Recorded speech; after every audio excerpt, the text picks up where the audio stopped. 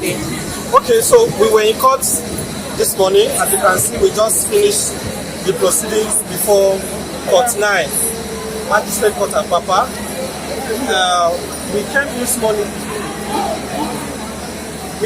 morning regarding the case of Alabi Quadri, a 17-year-old teenager who came to Fred in 2023 during the elections, when he spontaneously jumped and stood in front of the convoy of the presidential candidate of the Labour Party, Mr. Peter Obi. You would recall that his photograph at the time became an internet sensation, and Nigerians became very interested in his case. Following that, a lot of people made donations to him, and his matter was widely reported. Quite sadly, people in the community some people in the community, so-called area boys, felt entitled to be settled in quote, or to be appeased, and they demanded that part of the monies donated to Quadri be given to them. In fact, I can also tell you that the value of that community specifically told Quadri's mother to buy a cow with rice and cook to appease the youth. Because they refused to do this, this family has been continuously witch-hunted since 2023. Let me also place on record that this was the second time that Quadri has been arrested. The first time, the same area boys took him before the same valley of the community, invited police to arrest him. At that time, we did not hear about it. So in January, he was returning from work at night when two boys grabbed him, dragged him to the Amokoko Divisional Police Headquarters, and told the DPO that Quadri was involved in street fighting.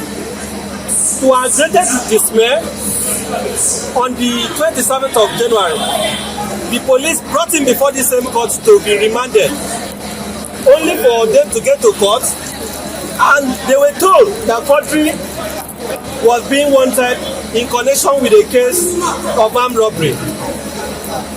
The family was very shocked by this development. The family had no hand in this, and therefore nobody heard about it until one Hassana brought this matter. I don't know if it's here.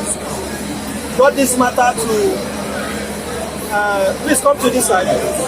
Brought this matter to social media X, and our attention was called to it, and the family then briefed me to represent him. This is the mother of Quadri, and this is Asana, the activist who brought the matter to public attention. We took immediate steps to investigate the matter, and I personally met with Quadri at the Medium Security Correctional Custodial Center, Kirikiri. Interviewed him for over 2 hours, and he made it clear to me that, number one, the other persons who were said to be his casemates are unknown to him, and that he was not involved in any case of armed robbery or any other offense. We therefore took steps to bring the matter to the attention of the DPP. Finally, the Director of Public Prosecution issued a legal advice, and as you can see today, the court found that Alabi Quadri had no case to answer, he was not involved in armed robbery, and there was no basis for him to be arrested. So Quadri was discharged today and has been set free. He's going to go home in the next few minutes once the magistrate has signed his release warrant. So I want to thank Nigerians who have shown solidarity with Quadri, and I want to state on record that the DPO of Amokoko Divisional Headquarters must immediately be removed. I am calling on behalf of the family that the DPO of Amokoko must be removed immediately, and that even the IPO and other officers who were involved in this very devilish act of framing up a minor for armed robbery must be made to face orderly room trial. We are also demanding that the police must pay the sum of 100 million to Quadri, having been detained since January illegally. Lastly, we demand a public apology from the Nigerian police. And we asked the Inspector General of Police and the Commissioner of Police, Lagos State Commissioner of Police, to ensure that these measures are taken. Currently, Quadri and the family are under constant threat. We may have to find a way to relocate them from where they are staying because they are not safe. They have been, even either this morning before they came to court, they still went back to threaten them. So this is unacceptable.